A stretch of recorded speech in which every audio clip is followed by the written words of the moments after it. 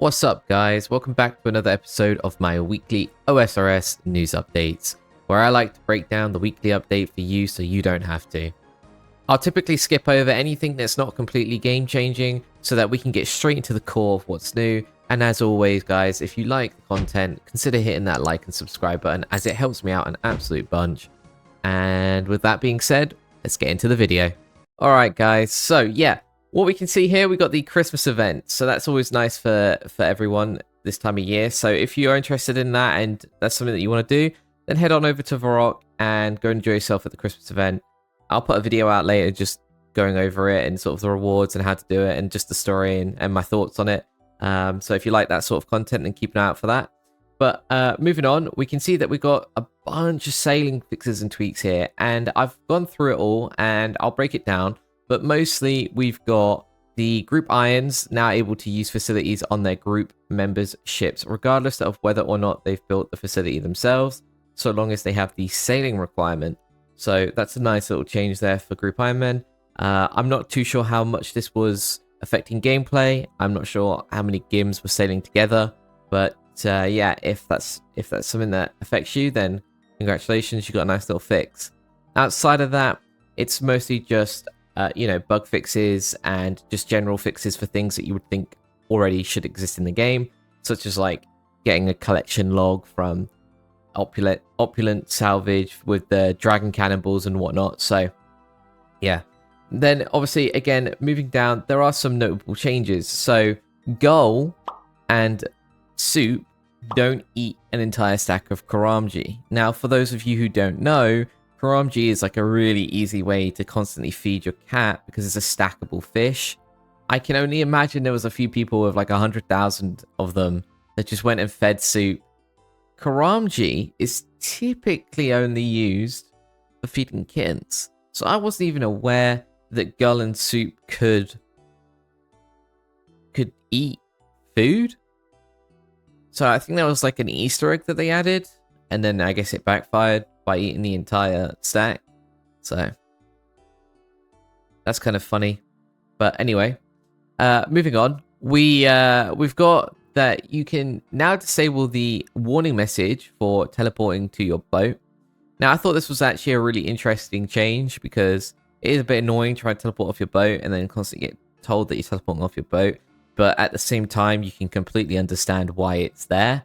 Because if it wasn't there and you had a, let's say you misclick and you've got a cargo full of salvage, if you're doing that method, or cargo full of, port tasks, you tele off, that's going to get really annoying really fast. So yeah, I can see why it was there. But of course, for the most people, we know when we want to tele. If we're clicking teleport, we probably want to teleport. So it's good that there's a little toggle for that now. So that's a nice change. And then moving on, can't feed non-alc items to the giant clam. So for me, I've never fed a single thing to that giant clam, so I can't really comment too much on if this is like game changing, if there was like some non-alchable item that you could feed to it that would like do some crazy interactions. I know that it like gives you money based on the value of the item that you feed it or something. But I don't know much more than that. Yeah, who knows, right? Anyway, moving on. You can now level boost for any sea charting activity along with building it on your boat. So that's quite nice. So if you just want to build like a dragon hook but you don't have the level, you want to just boost it real quick and then get it like a little bit earlier. Obviously that can affect your XP rates and help you out. So that's quite nice. And then of course added swamp tar to the pygmy kraken's drop table. Now I'm gonna be honest here as well, guys. That's not game changing, but it is a game change. So they're looking at drop tables, but then they're looking at the krakens that probably nobody kills. But at the same time, like I would like to think in the future that, port tasks, combat port tasks specifically, might be a bit more desirable, in which case you might end up killing these krakens, and then who knows, maybe some swamp tar will be useful. But yeah. That's pretty much everything in terms of actual game changes. Everything else is just straight fixes or a little bit of quality of life here with the fairy ring, where if you click on it, now the search function shows up instantly, allowing you to start typing before the fairy ring shows up, so that's pretty nice. There's some changes to the rota here for PvP if that's something that interests you. And yeah, there was one other change. I think it was just down here. No, it wasn't a change. What it was is there's going to be a Chambers of Xeric mass raid event led by the J mods. So if this is something that interests you, then do go and join the OSRS official Discord. Requirements, if you will.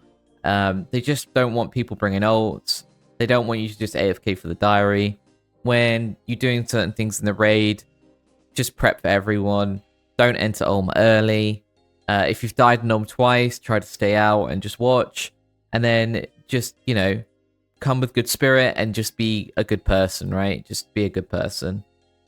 So, yeah, that's pretty much everything for today's game update. There's not really too much more to go over. And, of course, guys, I'll see you in the next video.